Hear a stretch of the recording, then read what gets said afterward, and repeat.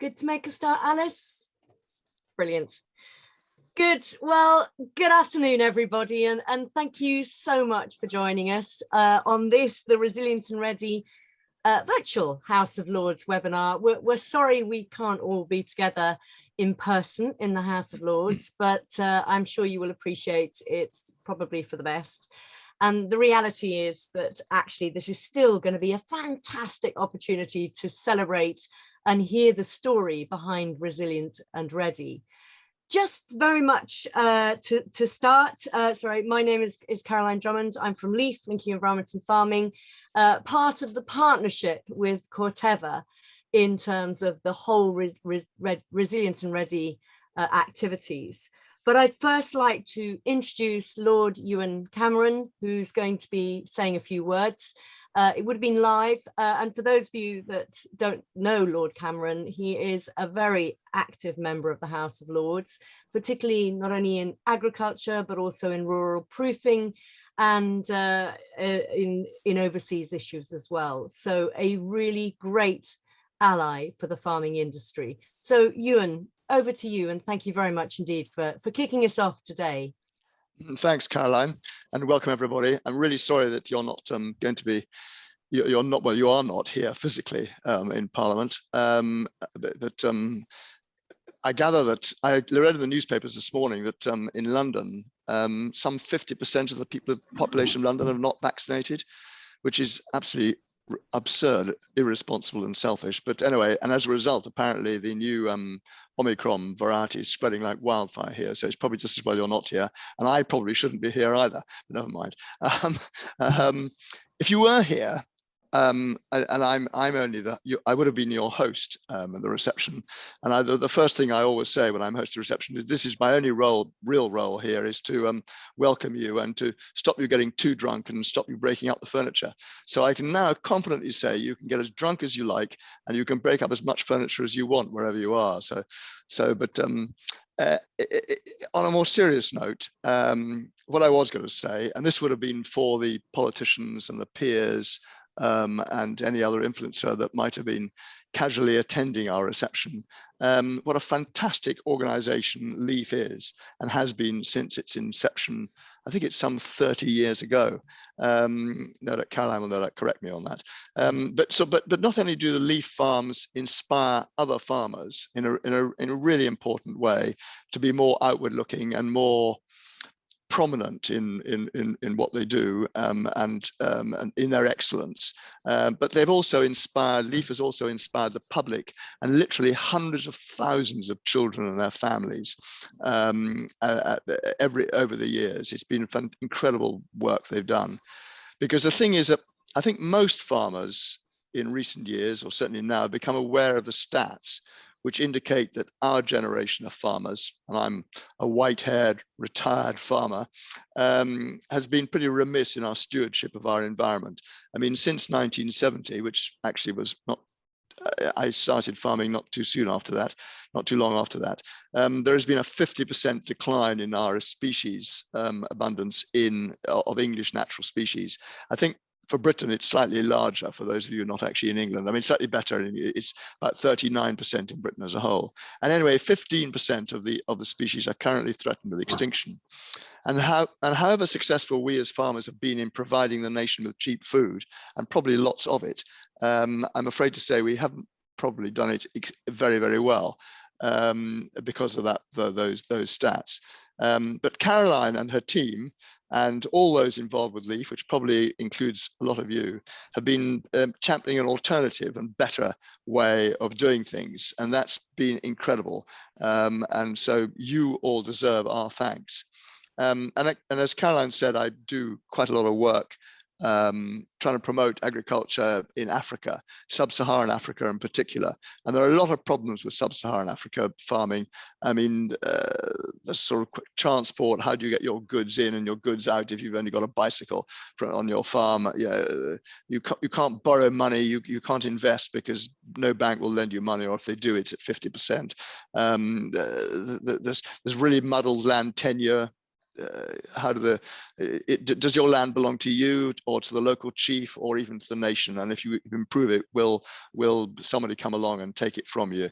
But the real problem is the agricultural extension services, the training and knowledge and understanding of how to manage soils, how to manage water, how to manage crops, and hopefully crops in the plural, because quite often they just grow the same crop every time because they don't really understand.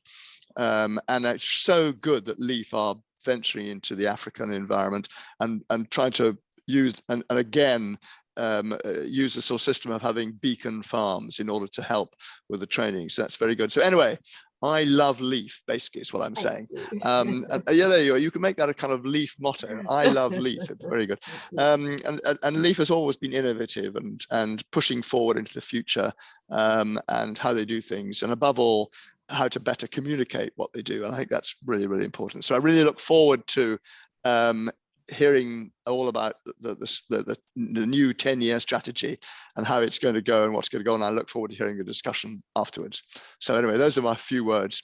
Back to you, Caroline. Thank you so much, Ewan. And well, thank you. And so pleased that you love LEAF. I think we all do as well.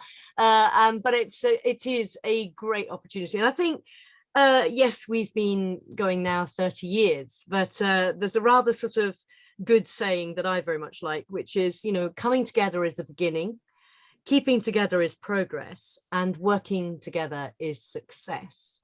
And I think one of the things that this afternoon will really highlight is the partnership with Corteva in this whole area of really trying to drive resilience really, and being prepared and being ready for the future challenges to combat those issues, as you say, from the 1970s, to really be much more progressive. And in addition to that, to work on a global level is going to be really, really critical. So I think for us, over that last 30 years, it's been it is a great legacy, but it's almost as though the journey has just begun, because we have worked with some of the best of farmers and, bringing new changes. It's constantly there, whether it be supply chain, whether it be trade deals, and whether it be the fact that, 5 years ago, farmers were probably dealing with weather, but are now increasingly dealing with climate change really directly through intense weather situations. It is a challenging time for agriculture. And obviously, certainly here in the UK as well, we've got to adapt, we've got to lead, and we have so many parts of the real solutions. And I guess that is part of the role of LEAF, to support, as you've said, Ewan, the best of farmers, the can-do guys that want solutions, will adapt, will experiment, would say, oh, that didn't work, and actually challenge. And I think that's that's more and more of what we want. And in terms of the face of sort of uncertainty, you will see behind Claire, and in fact all the other Claires as well, and myself, the integrated farm management model, about how we need a robust approach. Claire, you also need to show yours, other Claire, and around how farmers are constantly juggling soil management, crop health and protection, animal welfare, right through to water management. And I think the single issues that often come and face farmers are just meaningless when you look at how farmers really need to adapt right across their whole business. And we'll hear from Alice in a minute as she interviews all the farmers in terms of their challenges, but also some of their solutions. So it was really against the backdrop that we developed the whole Resilient and Ready project with Corteva AgriScience as they changed into a new organization back in 2019. It is, Resilient and Ready. It's working with 4 farmers, and well, it's not really 4, it's 6, but on 4 farms, and it's a 3-year immersive and action-packed program. So this is really the case of everything's gone into this project, a huge amount of time and effort from the farmers in particular, but also obviously from those in the LEAF team and the Corteva team. And I think the fact that it is immersive is something that immersive is a lovely word, because it really does give you that feel that you have an ownership. It's like when you have a nice warm bath sort of thing. You're immersed in that that warmth. And I think the technical support and the mentoring that's happened within the project has really created that comfort zone to help support, deliver more sustainable agriculture, build the resilience of businesses, and help the farmers involved gain skills, confidence, and obviously know-how to actually become innovators within the industry and leaders. We chose the 4 forward-thinking farms to work with, and obviously you're going to be hearing from them very, very shortly. We started working in February last year, so I think it was obviously just before COVID really hit the UK. And whilst they're all very different businesses, you'll actually be able to see how the progress and the strains of that golden thread has actually helped them move forward together and face the challenges that many farmers are currently facing. Obviously, you know, it's a huge thank you and a well done to the LEAF team that have been really actively involved in this. And please to introduce Alice Midmer, Claire Mike, Claire, if you can just give a little wave, and India Grant-Wood as well. India, if you can just give a little wave as well, brilliant, who have been working with the farmers, and obviously, of course, Team Corteva, and you'll be hearing from Giles Field-Rayner in a few minutes. But actually, what a brilliant partnership, and it's been really fantastic, because if if we want to move forward, we need really robust, resilient farms, and so being ready and being prepared is very key. A big thank you to Corteva for their educational role, and they are patrons in supporting much of our education activity too. Unfortunately, Carl can't join us today, who's the Director of Education, but certainly there is we're doing some really exciting things, as you've said, in terms of connecting people. It's the next generation of farmers, it's the next generation of consumers, and that's going to be very, very key. So thank you. And Giles, please, can I pass over to you now? Thank you. Yeah, thank you, Caroline. Yeah, it's a real shame that we can't be together today and celebrate the progress that this programme has made since 2020, but it is great to see you all. And whilst Corteva as a business doesn't have the timeline that LEAF does, certainly our heritage companies in terms of Dow and DuPont and Pioneer have certainly got a long heritage of innovation and involvement with farmers across the world. And really, as at Corteva, we have global ambitions to play a major role in feeding the world. As we all know, the population is increasing all the time, quite dramatically, and we are committed to improving farmers' livelihoods and operations whilst conserving the resources and sustaining the land. And that's what we'll hear about today from our farmers here. We have commitment to provide the tools through our innovation pipeline and our training. And Caroline, you know, part of education is training in itself.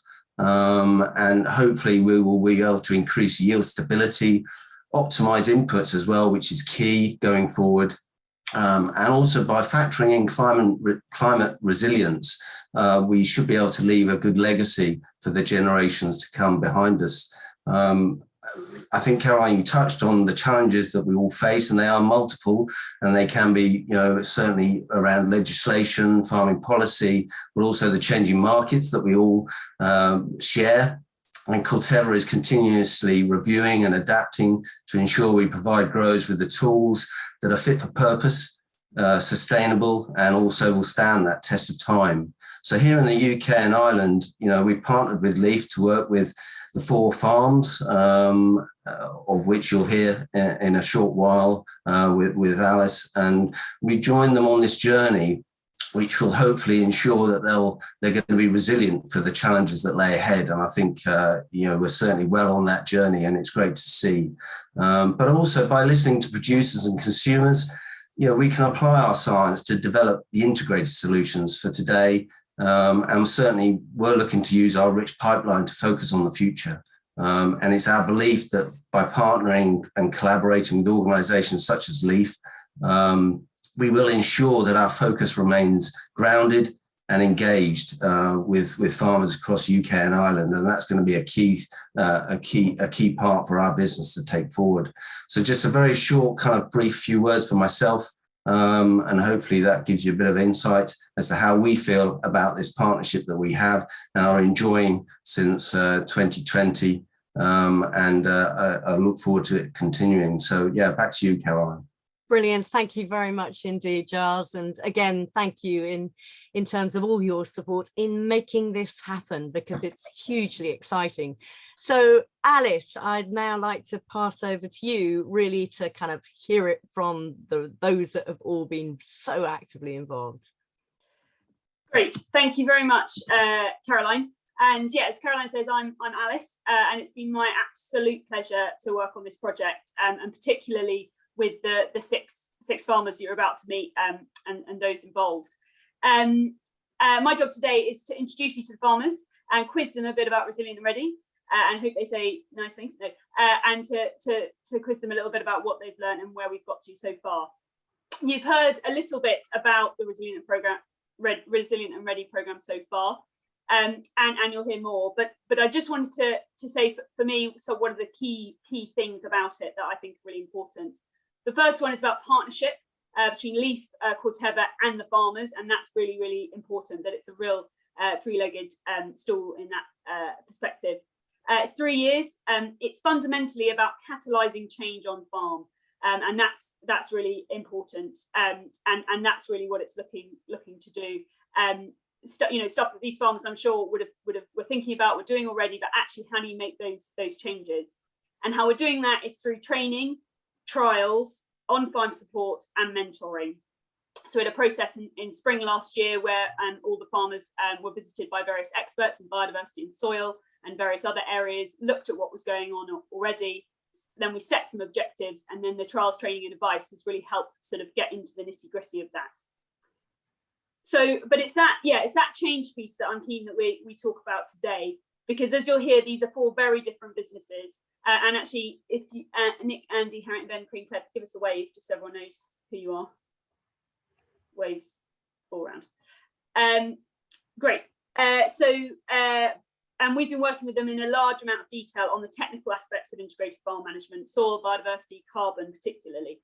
And as this won't surprise you to hear that the outcome of this work varies. IFM by its nature is site specific. It depends on what stage they're at, priorities they have, and the landscapes they're in. But what all these businesses have in common is wanting to be a step ahead, to get their business in a place to be resilient and ready for what's coming. And in some cases that's involved, in all cases that's involved change. Sometimes that's marginal improvements and differences, and sometimes it's big scale shifts. And as Caroline alluded to, let's face it, there are a lot of agricultural businesses that are going to need to change to stay in the game in the next 10 years. We talk a lot about transition. We've got BPS changes, the input prices that are coming, changes that are coming thick and fast. Change has to be the new normal, and encouraging businesses to embrace that, to be adaptive and to be really comfortable in that space is really important and really different, I think, to a lot of how agricultural businesses have been before. So for the Resilient and Ready programme, part of it was really focused on that. We wanted to look at what 4 businesses would choose to do in 3 years if you threw the kitchen sink at them. And when I say kitchen sink, that's the training, the trials, the advisor, the mentoring, the meetings, the chats, the discussion, all of that. What of that sticks? What inspires people to do things differently? What helps? What hinders? What works for some people and really doesn't make much difference to others? And also, how do external factors, policy, markets start to make a difference too?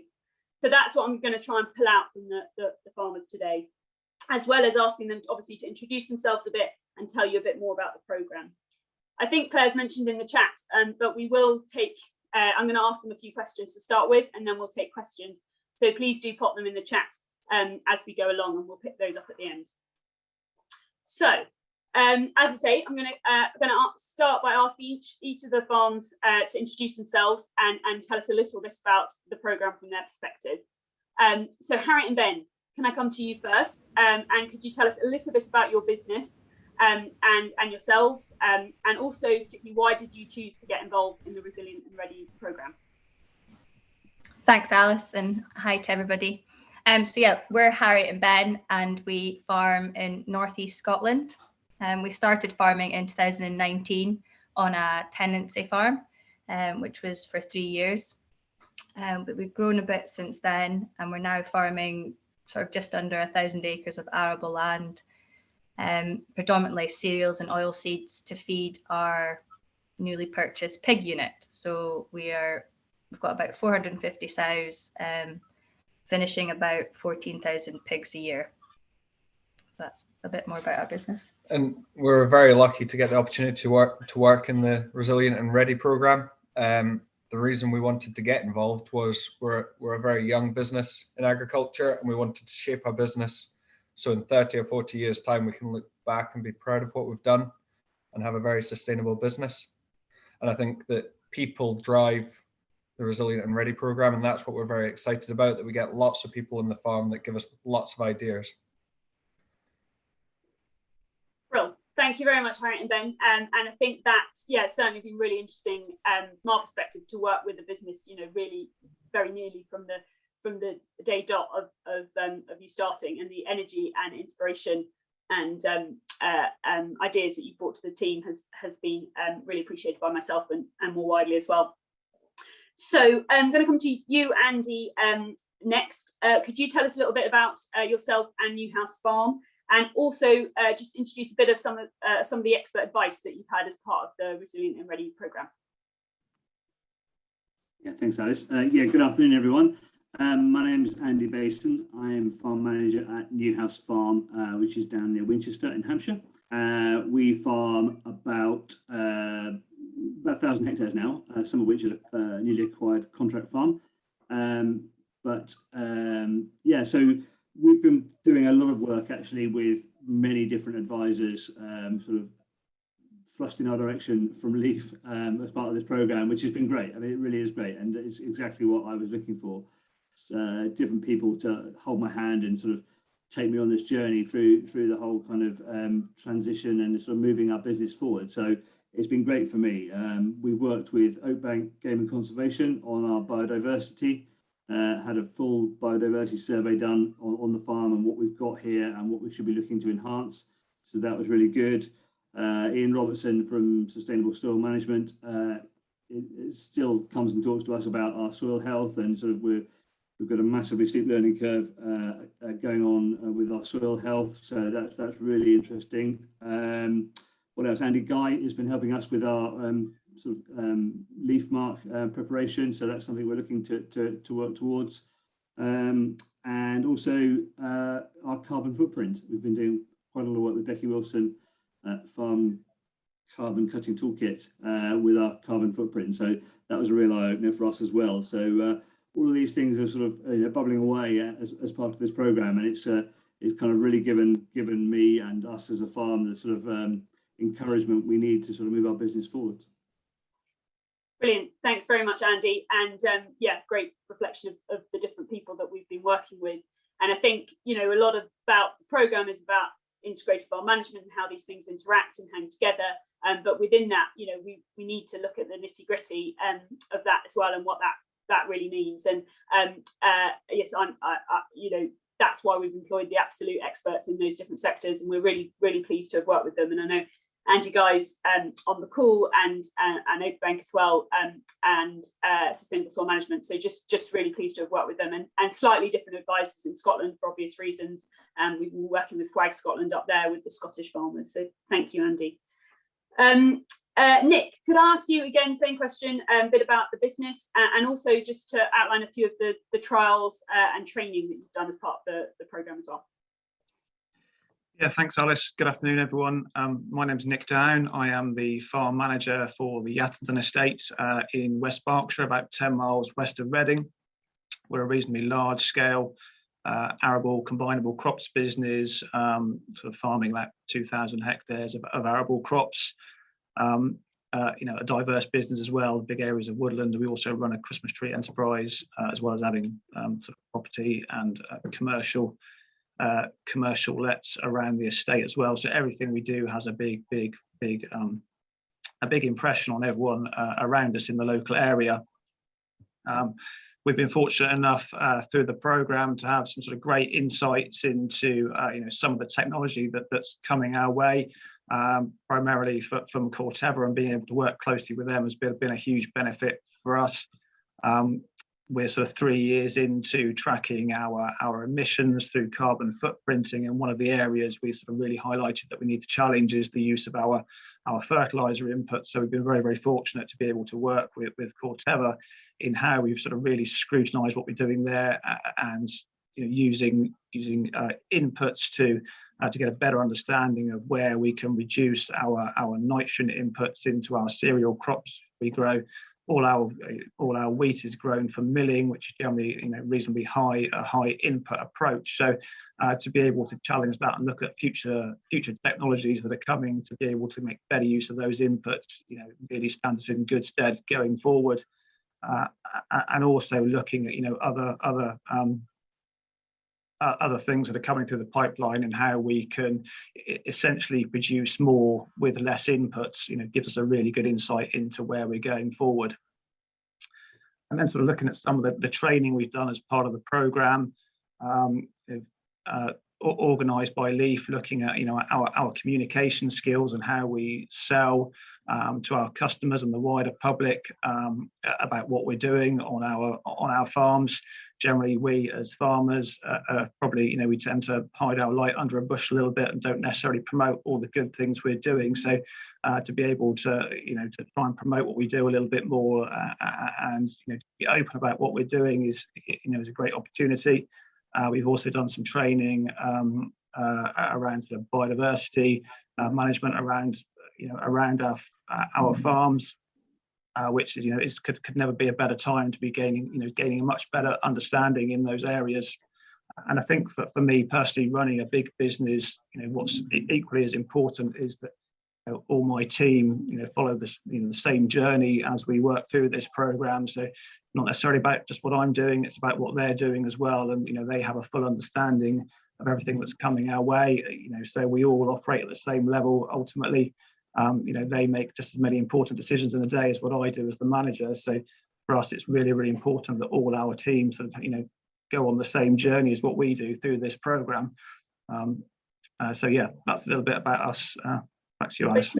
Great, thanks, Nick. And yeah, I think that's a really important point, that actually, when you're talking about a team, that it's important that everybody's on the same trajectory, got the same idea, got the same understanding and ideas of where you want to go. And that's comes back to people again, which I think we've heard about and we'll hear more about. Craig and Claire, again, could you introduce yourselves and also perhaps say a bit about some of the connections that you've made through the programme? Yeah, thank you, Alice. Good afternoon, everyone. Craig and Claire, we've been farming since 2010. We've just built the business up, and we have got 160,000 laying hens, broken down into about 90,000 enriched colony birds, and the rest being free range. We've got 200 bull and heifers we take through every year. We've got 500 acres of land that we operate. It's 350 acres of arable and the rest's grass. And then we do some contracting work as well. So you want to? Yeah, and we've been lucky enough to be introduced to various experts by Leaf, with people to assist us with our soil management, soil health, environmental experts to look into the environmental aspects of our business, and also Andy Guy, who is helping us in our journey to get through the Leaf integrated farm management. Also, doors have been opened for us through various media that's been put out by Leaf. People have approached us, businesses like Eggbase, who contacted us to conduct a trial on carbon footprinting, specifically related to egg production. Leaf's put our name out there for farmers interested in growing and supplying us with an alternative protein source, which we'll speak about later, I'm sure. Great, thanks very much, Claire. And I think that's that's very much you don't know what you don't know until you know it. But anyway, they're just in terms of the connections that start to come. It's one of Caroline's favourite sayings: if you want to go fast, go alone. If you want to go far, go together. And actually bringing more people onto this programme has been brilliant. And you know that offer is still very much there. We like, you know, seeing ourselves as a kind of platform to add into and for other people to learn from as well, and us to learn from other people. So that's been really fantastic.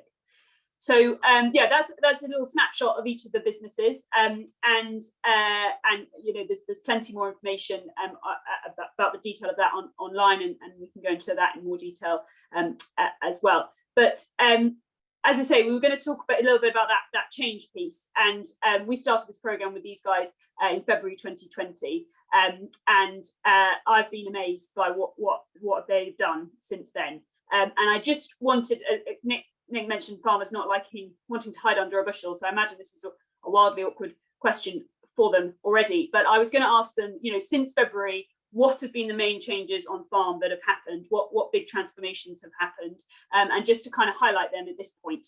So I was going to go round you all again, if that's all right, and start with you, Nick. So that question, since February 2020, what have been the big changes on farm, and also for you personally? Well, I think since sort of the start of 2020, we've made some, you know, pretty significant changes to our business here. I've sort of been here for 5 years now. So back in 2020, I sort of just completed my third harvest of the farm, and by that point, we had a reasonable understanding of where we were essentially, you know, where we were productive, and we sort of had to sit back and were brutally honest about where we weren't productive and where we were inefficient. So having sort of drawn that information together, we entered into a reasonably large-scale environmental stewardship agreement. We took about 15% of our farming land out of production at the start of 2021, and put that across into, you know, a lot of different environmental features across the estates, you know, in areas where we were inefficient, small fields, less productive fields. Essentially, if we're brutally honest, where we weren't really making money out of practical farming, you know, and really factored how we could make our core business efficient as we possibly could, and with the equipment that we had, and then did something slightly different around the edges with the less productive land. So, you know, that's one huge change we've made, you know, throughout this program, and you know, some of the advisors that the other farmers have mentioned beforehand were all involved in, you know, how we sort of structured that together. Another big change for me personally throughout this program, I've sort of taken on a wider role within the farming company I work for. I work on behalf of Velcourt Farm Management Company, and I've sort of taken on the role of head of environmental sustainability in the last 6 months. So again, looking after many of the areas and subject matters we sort of talked about here: environmental stewardship, sustainability, natural capital, and how we may see private funding come into our business, and also the role to getting our industry to net zero. So that's sort of representing about 120 different farming clients, sort of 57,000 hectares from the Devon Dorset border right the way up into the southern edge of Scotland. So a huge range of businesses, you know, really diverse businesses, but you know, a really fascinating and exciting time to get involved in something of, you know, of that scale. Great, thanks, Nick. And yeah, great to hear about changes on farm, and also how that's, you know, reaching others much more widely as well. Same question to Craig and Claire. Changes since February 2020. Well, since 2020, we've actually taken on 2 new farms, which doubled the egg laying enterprise that we had. And on the back of that, we've been working closely with Leaf to make sure that efficiencies stayed where they were, to make sure we was resilient enough to keep going forward. And part of that was the carbon footprinting that we was doing along with egg base and Leaf. And on that, we decided to start growing our own protein in the form of beans. So there hasn't been any beans growing up in our neck of the woods ever before. So we've done that, and again, what we spoke about before, it's opened doors, and through Leaf, we've managed to get other people on board, and with various other farmers is actually going to grow beans for us to put through a trial process in our egg laying hens.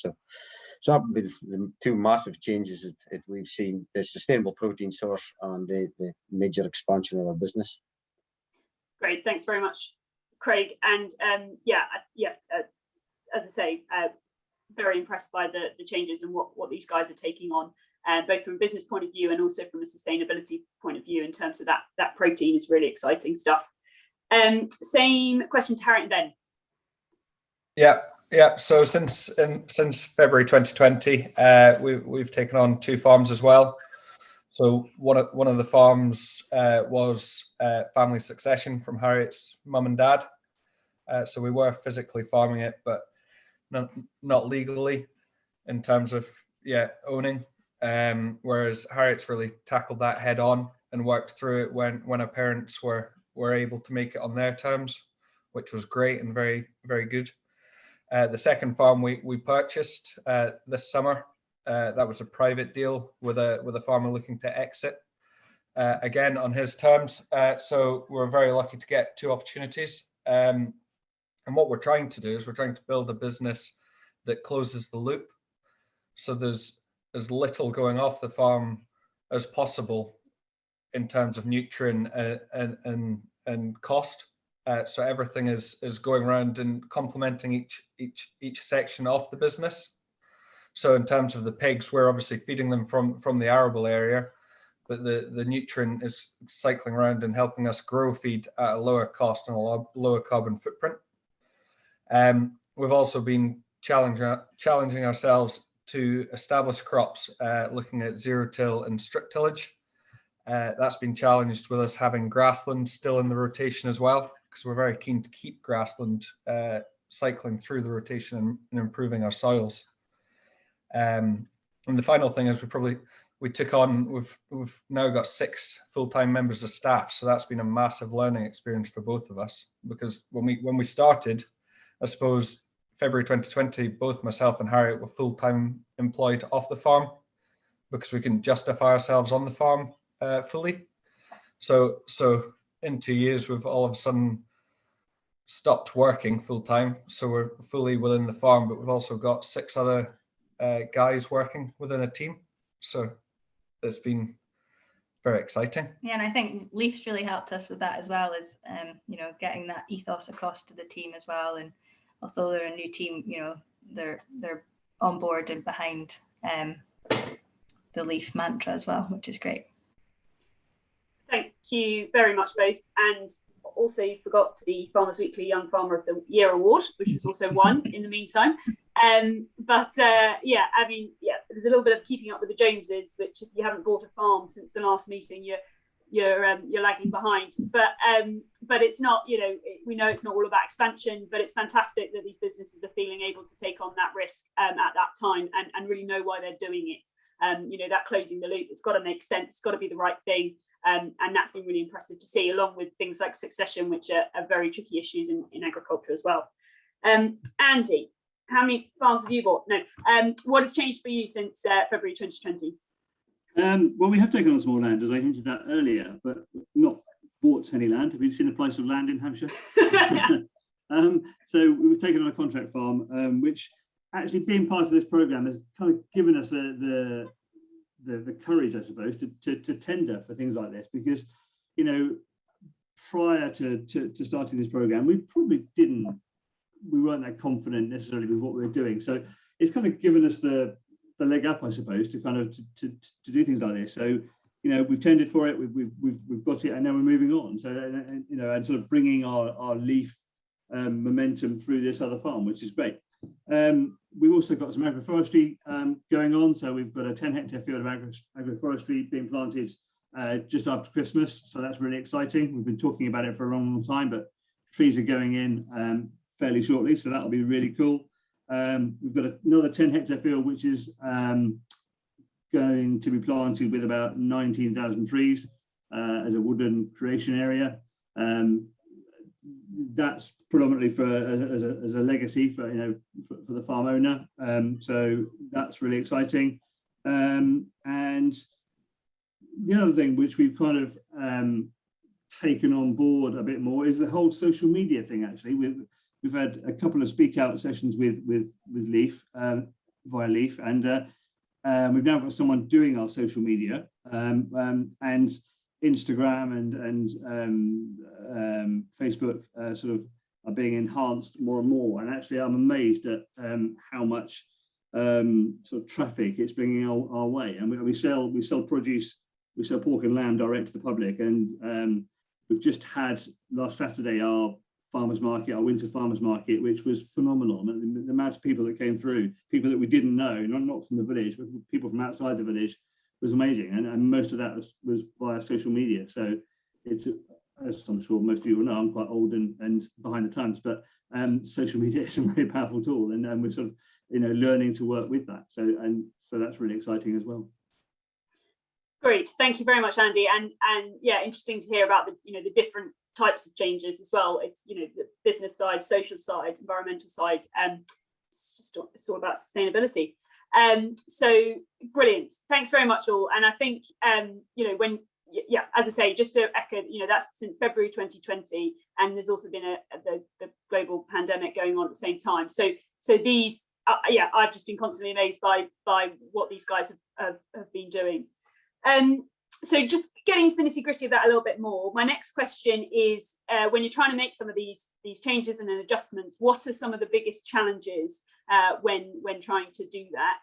And Nick, I might come to you first on that, if that's all right. Yeah, I guess the overarching challenge that we all face as an industry is the post-Brexit change to a British farming policy, and a transition period that's going to take us through to 2027, where we will be operating in a very different environment to what we have been doing so under EU law for a very long time, for probably 2 generations within our industry. So I think inevitably that is going to bring us a huge challenge. We are now getting sort of some reasonably good indications of the direction of travel, and we're all very, very well aware of our part of sort of mitigating against sort of climate change, and particularly loss of biodiversity in the UK. So we're well aware that everything we do has a huge decision. I think ultimately for us, we are, we plan long term. We work for a business here where we work on 5-year budget. So, we're already at the end of that transition period and looking where we might be there. So, for us, the biggest challenge really is, clarity about, how these changes are going to be implemented, how they're going to work, and probably ultimately some joined up thinking in how all these things are going to be joined together.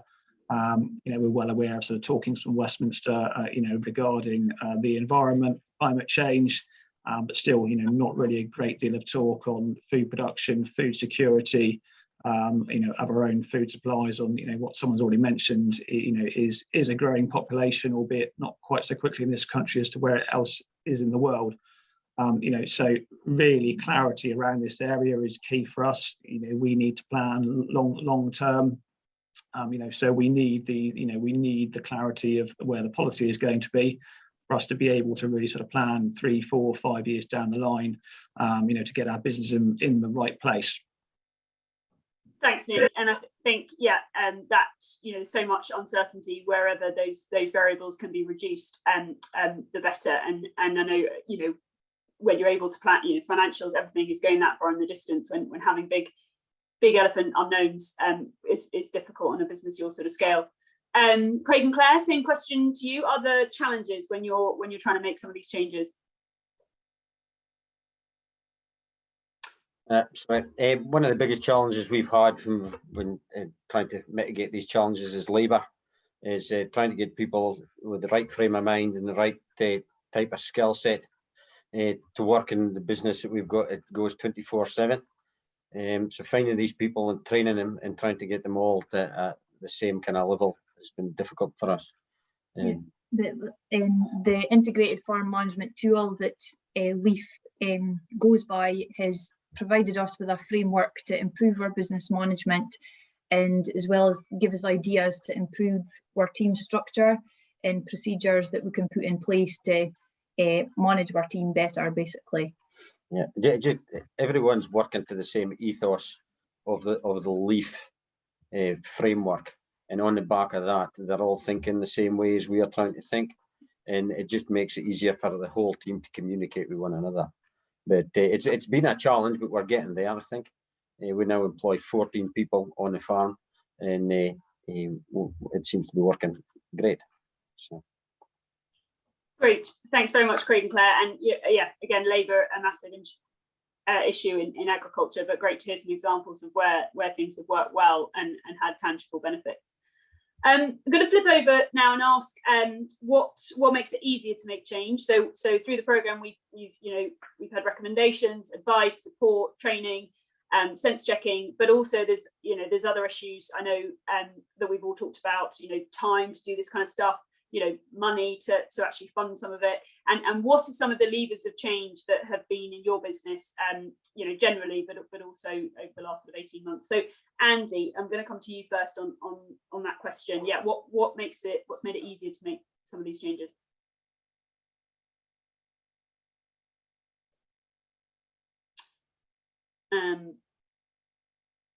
Are you there, Andy? And Andy, you had to unmute yourself. Been so long since I've done the Zoom. Sorry. Yeah. So for me, it's about the having the confidence to make these changes, and that confidence comes via the experts we talked about earlier. It's having someone to hold my hand and say, or bounce ideas off and say, yeah, actually that might work, or are you sure? And just having someone to hold our hand, really, and it just have that confidence to move forward, because on a business like ours, it's a big thing to if you head off in the wrong direction, well, as it is in any business. But yeah, it's confidence for me is what I need. Great, thanks very much, Andy. And yeah, we've talked about people quite a lot, and often it's that having people to benchmark and discuss ideas with, and in some way share some of that responsibility and risk, which is good to hear. Same question to Harriet and Ben. Are you back with us and able to answer this question about what makes it easier to make change? Yeah, no, we're back. Thanks. I think throughout the programme, we've had some deadlines that we were working towards, so that sort of pushed us to meet the goals that we were set out to achieve. Going on training courses and that we would have probably done anyway, but it just sort of pushed us to do it a bit quicker. And also, like, the trials that we've been doing with Corteva as well, actually having a bit like Andy, the confidence that we were getting that data back on farm, real life. So it's confidence to back up changes that we were going to make in the future. So it's all about having that belief in it, and vision to. It's all well and good having the vision, but you need to go out there and do it and have the confidence to do it as well. Yeah. So I think it's important to be challenged in your business. It's a very claustrophobic business that's very difficult to look out sometimes, to have different people coming onto the farm and just asking why we do such a thing really pushes us to understand why we actually do, and is there other ways. So I think that's the key from my point of view. Great, thanks very much both. And I think that's a really important point. Farmers are very busy doing a day job, so it's not always top of the list to take yourself away from that and think about some of this stuff. So people pushing you to do it justifies my constant nagging and questioning of you as well. So I like it. But pushing you to do it, challenging you to think about why you're doing stuff, and just question that. And the phrase that comes up a lot with the grants work with Andy Guy is evidence of consideration, proving to somebody that you've thought about it is halfway to doing the right thing. Great. I think we might take just conscious time, we might take a couple of questions from the floor before I ask the farmers to give you before I ask farmers to summarise. We've had a great one for Nick, which I think actually the grants have touched on as well. Given the current labour issues we're seeing in the supply chain and the involvement your staff have in leaf, do you see this helping staff retention in your business at all, or is it more challenging to find quality staff to meet Leaf's way of working? Is that pro or con? I think, as the others have alluded to, that they're more exposed to some of the issues we're talking about here than what I am. I have a reasonably small team of 4. I think for us very much, it's about all those guys taking ownership of what they're doing. When I came here, we had a huge amount of experience within our team of guys, and gradually we're sort of going through a transition where they're coming to, their latter years of working. So it's very much about how we sort of pass on that knowledge into the younger generations, and those years of experience. But really, it's about those guys being able to take ownership of what they're doing, and understanding that every decision they make on a day-by-day basis has all the decisions have knock-on effects. So it's about just giving these guys the knowledge to be able to make informed decisions. I think retaining staff is going to be a huge challenge. Inevitably, as we know, as our margins get squeezed, it's something we consider. We'll spend an awful lot of time thinking about as to how we structure our businesses. So, the retention of these people is going to be hugely important, because ultimately, that there isn't a long queue of young people wanting to get into our industry. So, giving the right messages out to those younger ones coming in is really going to be key for us to be able to thrive going forward, because ultimately the people make our business. Great, thanks very much, Nick. We had another question about carbon, which I'm going to ask Harriet and Ben about. Just a question about sort of what sort of benchmarking we've done through the programme on carbon, and also how that compares to conventional farms. I know, Harriet, that you've done a lot of work with this on other farms as well, but just a bit about some of the work that we've done and what direction you're looking to go to with that. Yeah, so we've done carbon audits since we've started farming, really, and I think the best comparison, the best benchmark is with yourself. So year on year, what you've changed that year, how it's affected your carbon audit, your carbon footprint, your emissions. I see them very much as efficiency audits rather than, I sometimes think they're a bit of a hard sell to farmers when you say carbon audit and all the data that's needed, but it does, when you're more efficient, you're more profitable, and you're more sustainable. So I think for us, it's being as efficient as possible, and that will in time reduce our carbon footprint. And I think the big thing for me about being involved in this program as well is not only doing carbon audits, but also it's an understanding that the public need to have as well for this sustainably produced, low carbon friendly product that we do produce really well in the UK. So it's it's promoting that and helping the public understand that a bit better as well. It's very easy, not easy, but it's probably an easier, sell to the public about, we have higher welfare standards, and that's, a little bit simpler. So we're still sort of understanding carbon audits, and if we can get a premium for them for producing this, then that would be great as well. Great, thanks, Harriet. And I know that, if this is the work that we're doing and what we're showing, actually getting recognition for that is really important as well. Had a couple more questions come in. I'm going to take just one more, if that's all right, and then sum up. Have you adopted a new practice that you would never have considered before as a result of taking part in the programme? I'm going to ask Craig and Claire that question. A new practice. Well, the new practice would definitely be the growing of the beans, I suppose. We would never have thought about really doing it before without leaf. And as Andy Basin said just recently, that we got a leg up. It gave us the confidence to go for it. And along with the carbon calculator, working with egg base, that led us to make sure that we were as efficient as possible. And the only way to become more efficient on our feed and things like that was to grow some of the protein ourselves. So a lot of our neighbouring farms were looking over the fence and thinking, what are they up to? What are they growing? And there was a lot of people kind of laughed at us for a start. And again, we needed the confidence and a hug from Leaf as the season went on, and they were growing. And we've got them harvested, we've got them in the shed, and we've got a plan going forward and a budget to how to incorporate it in. And hopefully get rid of 50% of our soya intake, improve things going forward. And it's opened the door for other guys to join in the game really and grow in some sustainable protein as well, and allowing their farms to be more diverse as well. So it's just, Leaf has been there to hold our hand, give us a leg up and give us a hug when we need it, and a bit of confidence, and that's allowed our business to thrive. It really has. Thanks, Craig. And that, yeah, essentially it's just about hugs. No, but yeah, I think that, and I think that would be echoed by all the farms. When I saw that question, I thought, the answer may well be no, because it's actually all stuff that these guys have wanted to do themselves, but actually it's just the confidence and the shaping of it that it's maybe catalyzed it. But as Craig said, there's also some great examples of new stuff. We've had some great more questions going on, but I'm conscious of time, so I'm just going to ask each of the farmers, and Nick, I'm going to come to you first.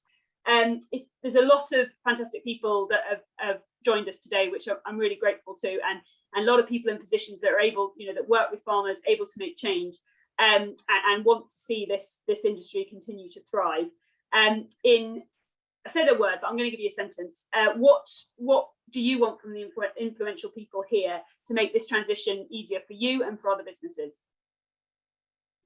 I think it's a simple one for me. I think we just need clarity, and we need it fast, really. Not just for me, but for the industry as a whole. Great, thank you very much, Nick. Harriet and Ben, same question to you.